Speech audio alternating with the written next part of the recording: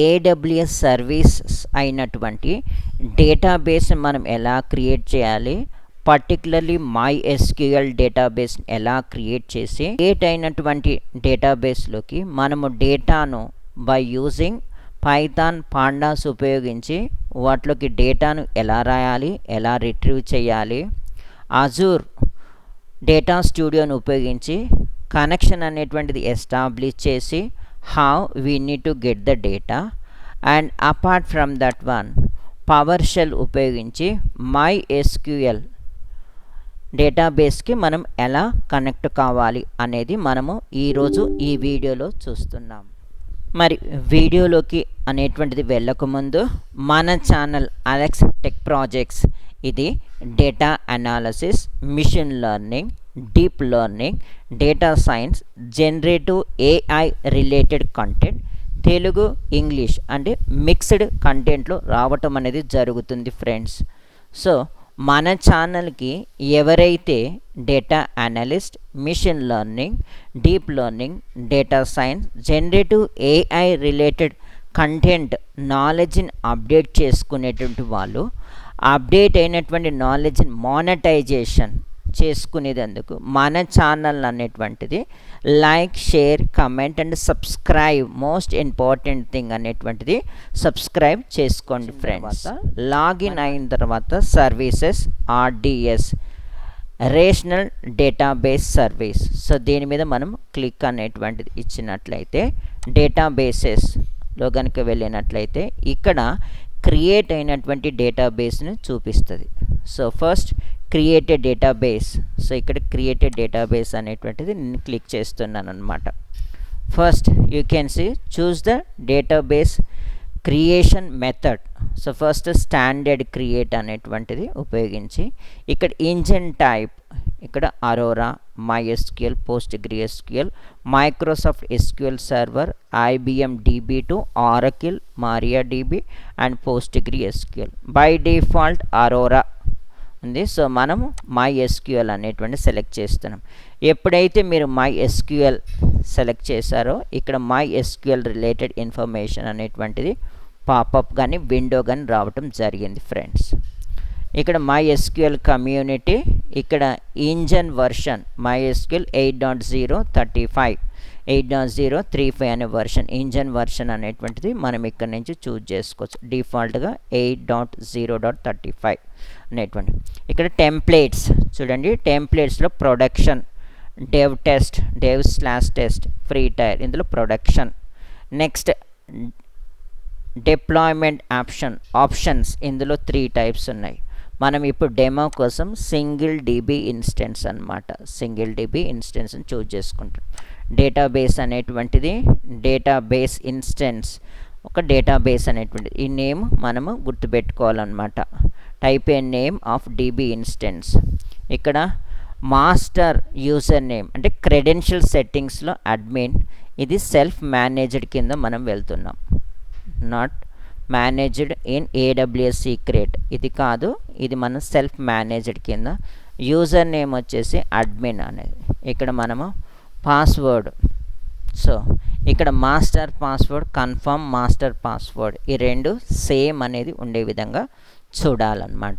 Instant కాన్ఫిగరేషన్లో బర్స్టబుల్ classes, standard class నుంచి బర్స్టబుల్ ఇక్కడికి అనేది వెళ్ళి ఇక్కడ మీరు ఇన్స్టెన్స్ అంటే కంప్యూటింగ్ పవర్ని ఇక్కడ T3 మైక్రోని నేను చూజ్ చేసుకున్నాను అనమాట. ఇక్కడ స్టోరేజ్ టైప్లో కనుక మనం వెళ్ళినట్లయితే జనరల్ పర్పస్ SSD, ఇది maximum allocated is 200 GB. So minimum అనేటువంటిది నేను 20 GB అనేటువంటి సెలెక్ట్ చేసుకుంటున్నాను మన డెమోకి, 20 GB. ఇక్కడ స్టోరేజ్ ఆటో స్కేలింగ్, నాకు ఆటో స్కేలింగ్ అనేటువంటిది అవసరం లేదు. నెక్స్ట్ కనెక్ట్ అనే EC2 compute resource and do not connect. So దీనికి ఇంకొక EC2, ఈ డేటాబేస్ని మేనేజ్ చేసేందుకు ఇంకొక EC2 అవసరం లేదు, డు నాట్ కనెక్ట్. ఇక్కడ డిఫాల్ట్ వర్చువల్ క్లౌడ్ అనేటువంటిది. నెక్స్ట్ పబ్లిక్ యాక్సెస్ కావాలని ఎస్ అనేటువంటిది, నార్మల్గా అయితే నో, కానీ మనం డెమోలో ఎస్ అని పెట్టుకుంటున్నాం అనమాట. చూస్ ఇక్కడ ఎగ్జిస్టింగ్ VPC సెక్యూరిటీ గ్రూప్స్ ఇక్కడికి అనేటువంటిది వెళ్ళి MySQL అనేటువంటిది ఇక్కడ MySQL సెక్యూరిటీ గ్రూప్స్ని యాడ్ చేశాను అనమాట. Availability zone it is up to there. Next అనేటువంటిది పోర్ట్ నెంబర్ 3306. ఇక్కడ మనకి MySQL 3306 అనేది TCP/IP port number. Tags are optional. Database authentication, password authentication. ఇక్కడ మానిటరింగ్, ఎనేబుల్ ఎన్హాన్స్ మానిటరింగ్, ఇది డిసేబుల్ చేస్తున్నాను. అడిషనల్ కాన్ఫిగరేషన్, ఇది ఇనీషియల్ డేటాబేస్ అనేది ఎందుకు ఫ్లవర్స్ అనేటువంటిది నేను ఇనీషియల్ డేటాబేస్ నేమ్ అనేటువంటిది ఇస్తున్నాను ఫ్రెండ్స్. ఎనేబుల్ ఆటోమేటెడ్ బ్యాకప్స్, ఇది డిజేబుల్ చేస్తున్నాను. ఎన్స్క్రిప్షన్ డిజేబుల్ చేస్తున్నాను. Logs, enable auto minor version update, ఇది కూడా డిజేబుల్ చేస్తున్నాను. డిలీషన్ ప్రొటెక్షన్, ఇది కూడా డిజేబుల్ చేస్తున్నాను. మీరు ఫైనల్గా ఎస్టిమేటెడ్ మంత్లీ కాస్ట్లో మినిమం అనేది వచ్చే విధంగా చూసుకోవాలి. ఇది డెమో కాబట్టి. తర్వాత రిక్వైర్మెంట్ ప్రకారంగా మీరు మిగిలిన సెట్టింగ్స్ అనేటువంటిది చేసుకుంటూ ఉండాలి. మినిమం మంత్లీ అనేటువంటిది ఇది $20.87 అనమాట మంత్లీ. సో ఇది ఎస్టిమేటెడ్ కాస్ట్. ఇందులో DB ఇన్స్టెన్స్కి ఎంత, స్టోరేజ్కి ఎంత అనేది ఇక్కడ చూపిస్తుంది. సో మళ్ళీ ఇది రావాలి friends. Now create a database. After checking everything, now you can create a database. Here you can see creating a database అనేటువంటిది క్రియేట్ చేసేందుకు కొంచెం టైం అనేటువంటిది తీసుకుంటుంది అనమాట. DB identifier is a database, status is creating, role is instant, engine is MySQL community, region is AP South 1A, size is DB-T3 micro. So ఇక్కడ ఈ information అనేటువంటి VPC ఇలాంటి ఇన్ఫర్మేషన్ ఇక్కడ అనేటువంటిది మనకి ఈ డేటాబేస్ రిలేటెడ్ ఇన్ఫర్మేషన్ ఇక్కడ మనకి చూపిస్తుంది ఫ్రెండ్స్. డేటాబేస్ అనేది సక్సెస్ఫుల్గా క్రియేట్ అయిందనమాట. So see status is available. Now click on this one. You can see database status is available. So ఇక్కడ MySQL కమ్యూనిటీ అనేటువంటిది ఉందన్నమాట. ఇది ఎండ్ పాయింట్, ఇది వెరీ ఇంపార్టెంట్ అనమాట. డేటాబేస్ అనేటువంటిది ఇది ఎండ్ పాయింట్. ఓకే, సో ఇక్కడ మనకి చూడొచ్చు అనమాట. ఇది ఎండ్ MySQL దగ్గరికి అనేటువంటిది వచ్చి -h you can give the database, -u admin, -p you can give the password.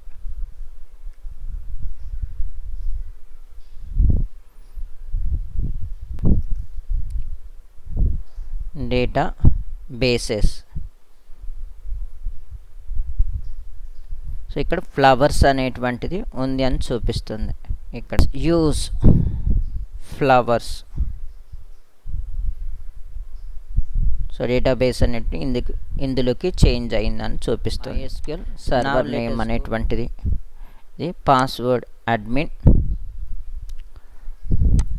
ఇక్కడ AWS కనెక్ట్. డేటాబేస్ నేమ్ అనేది ఫ్లవర్స్ కనెక్ట్. ఇక్కడ అనేటువంటిది కనెక్ట్ అయిందనమాట. New query. వన్స్ డేటాబేస్ అనేటువంటి క్రియేట్ అయిన తర్వాత you can see the status is available. Class is DB3 micro, role is instance and engine is MySQL community. So you can see the end point and port you can copy, and port number is 3306, and security you can see MySQL. So after having this information, now let us move to the Jupyter notebook, where we try to read and write the data from AWS RDS, that is MySQL database. For that one you need to have the Python, Pandas, PyMySQL. You can see MySQL, before that one Py mean Python, PyMySQL. These three packages or these two packages you need to install by using the pip. So now let us write the CSV to MySQL server. For that one you need to go over here and take the endpoint. Now I am taking the endpoint and you can put it over here. and the port number, admin, password, and database. That's the flowers we have given the initial database name. I am taking the iris.csv, which is there in my local directory. So then I am doing the read csv. Now you can see from MySQL we need to connect by hooking all this information: host, port, user, password, and database. Now you need to get the connect. Once this connect is there, from the connection we need to get the cursor, and now you need to create a table. There is no table, so we are going to write the query. So this is the first query. It's a multi-line, so 3 double quotes we are placing. In this one id I am creating as auto increment and primary key. Sepal length, sepal width, petal width and species. Sepal length, sepal width, petal length and petal width as a float, and species is the character. Now cursor.execute will create the table is created or already exists. Then we are insert a query, insert into table. The table name I am giving as iris flowers. You need to remember the table name, and this sepal length, sepal width, petal width and species, these are the column name. And now I am looping through the df iterative rows. Now I am filling or inserting and executing the cursor.execute, and connection.commit I am doing, and if any error is occurred, it is showing. Finally, first we need to close the cursor, then we need to close the connection. Cursor.close, connection.close. So like this I have executed. You can see 150 rows and 6 columns. Connection is closed and connected to the RDS SQL database. Like this it is executed. Now let us read the table by doing the same thing from there, and this is called select query. Select star from iris where species is equal to setoza. So I have given the condition where, and cursor.execute I did, and after I am getting the cursor.fetch all result, I am giving that information to the data frame, and the column names are like this, and executed, and you can see connection to the RDS SQL database, and I have got 50 rows whose everybody's belongs to the setoza. So like this we need to access the MySQL which is there in AWS by using the Python, Pandas, PyMySQL. PyMySQL is very important, and the rest of the things why we have used the Pandas mean the rest of the data analysis or data wrangling we can do with as this thing. And now once you have this information, now let us take this query.